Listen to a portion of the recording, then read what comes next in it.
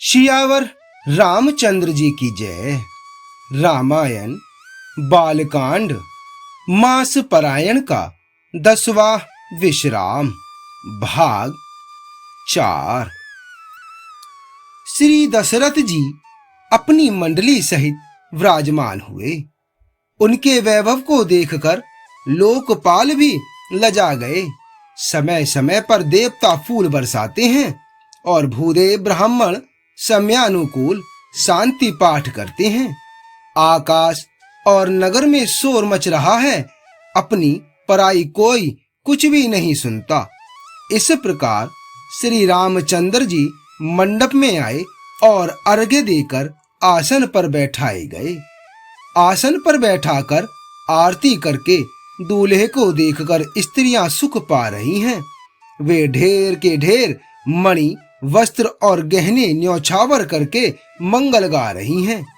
ब्रह्मा आदि श्रेष्ठ देवता ब्राह्मण का वेश बनाकर कौतुक देख रहे हैं। वे रघुकुल रूपी कमल के प्रफुल्लित करने वाले सूर्य श्री रामचंद्र जी की छवि देखकर अपना जीवन सफल जान रहे हैं। नाई, बारी, भाट और नट श्री रामचंद्र जी की न्यौछावर पाकर आनंदित हो सिर नवाकर आशीष देते हैं। उनके हृदय में हर्ष समाता नहीं है। वैदिक और लौकिक सब रीतियां करके जनक जी और दशरथ जी बड़े प्रेम से मिले। दोनों महाराज मिलते हुए बड़े ही शोभित हुए। कवि उनके लिए उपमा खोज खोज कर लजा गए। लही ने कतहु हारी ही मानी, इन्हें सब ऐ उपमा उर आनी। सामद देखी देव अनुरागे, सुमन बरस जसु गावन लागे। अर्थात जब कहीं भी उपमा नहीं मिली तब हृदय में हार मानकर उन्होंने मन में यही उपमा निश्चित की कि इनके समान यही है।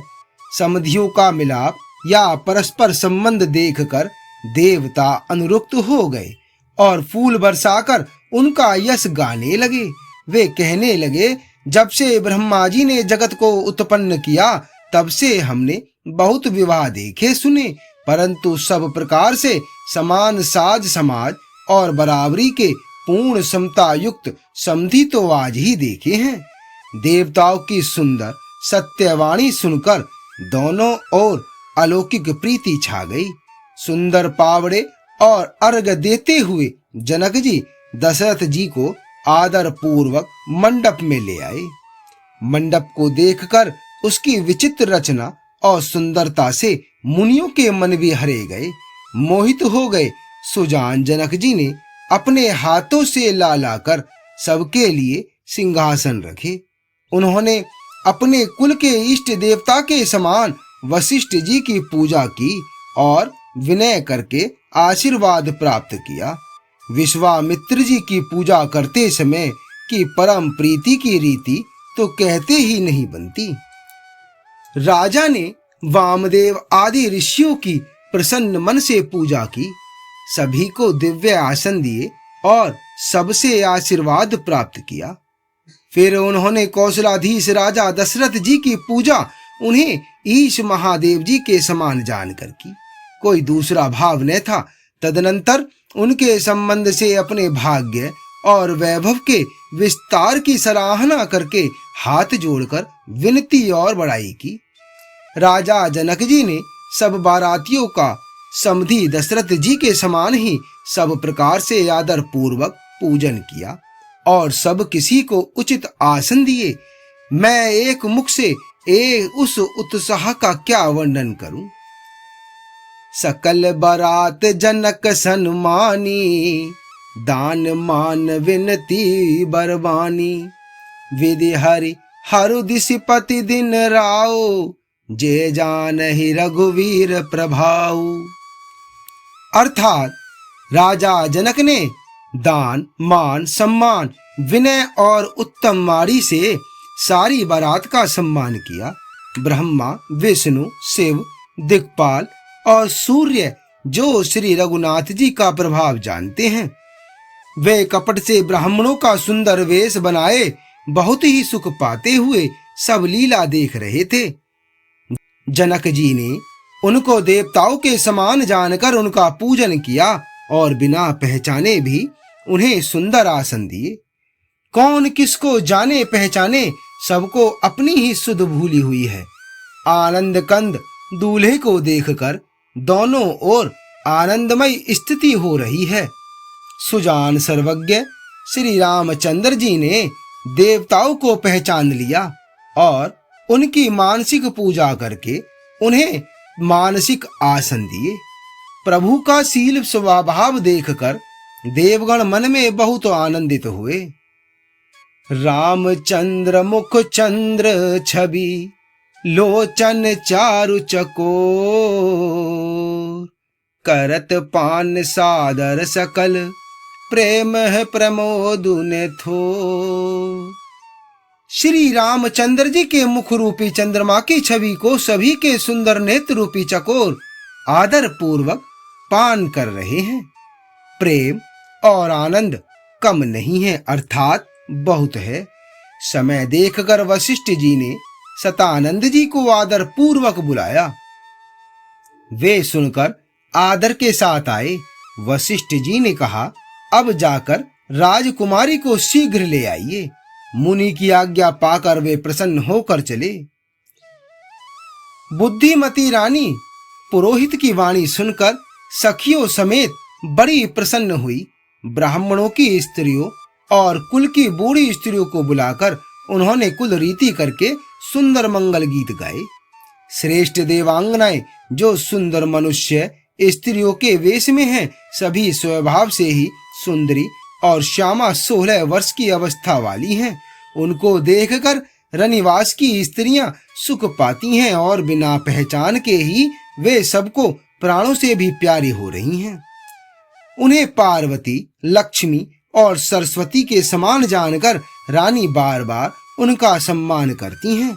रनिवास की स्त्रियां और सखियां सीता जी का श्रृंगार करके मंडली बनाकर प्रसन्न होकर उन्हें मंडप की ओर लिवा चली। सुंदर मंगल का साज सजकर रनिवास की स्त्रियां और सखियां आदर सहित सीता जी को लिवा चली। सभी सुंदरियां 16 श्रृंगार किए हुए मतवाले हाथियों की चाल से चलने वाली हैं। उनके मनोहर गान को सुनकर मुनि ध्यान छोड़ देते हैं और कामदेव कोयले भी लजा जाती हैं। पायजे, पैजनी और सुंदर कंकड़ ताल की गति पर बड़े सुंदर बज रहे हैं। सोहति बनिता वृंद महु सहज सुहावनी सीय, छविलल नागन मध्य जनु सुषमातीय कमनीय। सहज ही सुंदरी सीता जी स्त्रियों के समूह में इस प्रकार शोभा पा रही हैं, मानो छवि रूपी ललनाओं के समूह के बीच साक्षात परम मनोहर शोभा रूपी स्त्री सुशोभित हो। सीता जी की सुंदरता का वर्णन नहीं हो सकता, क्योंकि बुद्धि बहुत छोटी है और मनोहरता बहुत बड़ी। रूप की राशि और सब प्रकार से पवित्र सीता जी को बरातियों ने आते देखा। सभी ने उन्हें मन ही मन प्रणाम किया। श्री रामचंद्र जी को देखकर तो सभी पूर्ण काम कृत्य हो गए। राजा दशरथ जी पुत्रों सहित हर्षित हुए। उनके हृदय में जितना आनंद था वह कहा नहीं जा सकता। देवता प्रणाम करके फूल बरसा रहे हैं। मंगलों की मूल मुनियों के आशीर्वादों की ध्वनि हो रही है। गानों और नगाड़ों के शब्द से बड़ा शोर मच रहा है। सभी नर नारी प्रेम और आनंद में मग्न हैं। इस प्रकार सीता जी मंडप में आई। मुनिराज बहुत ही आनंदित होकर शांति पाठ पढ़ रहे हैं। उस अवसर की सब रीति, व्यवहार और कुलाचार दोनों कुल गुरुओं ने किए।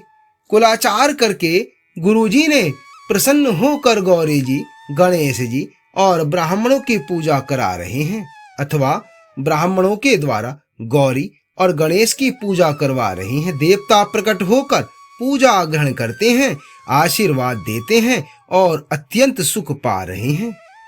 मधुपर्क आदि जिस किसी भी मांगलिक पदार्थ की मुनि जिस समय भी मन में चाह मात्र करते हैं, सेवकगण उसी समय सोने की परातों में और कलशों में भरकर उन पदार्थों को लिए तैयार रहते हैं।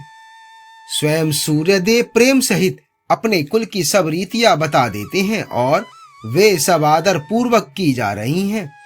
इस प्रकार देवताओं की पूजा करा के मुनियों ने सीता जी को सुंदर सिंहासन दिया। श्री सीता जी और श्री राम जी का आपस में एक दूसरे को देखना तथा उनका परस्पर का प्रेम किसी को लख नहीं पड़ रहा है। जो बात श्रेष्ठ मन बुद्धि और वाणी से भी परे है, उसे कवि क्यों कर प्रकट करे।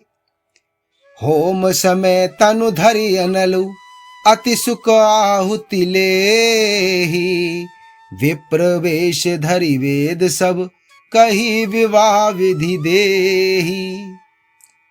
हवन के समय अग्निदेव स्वयं शरीर धारण करके बड़े ही सुख से आहुति ग्रहण करते हैं और सारे वेद ब्राह्मण का वेश धरकर विवाह की विधियां बताई देते हैं। आगे का भाग 5 में। जय श्री राम।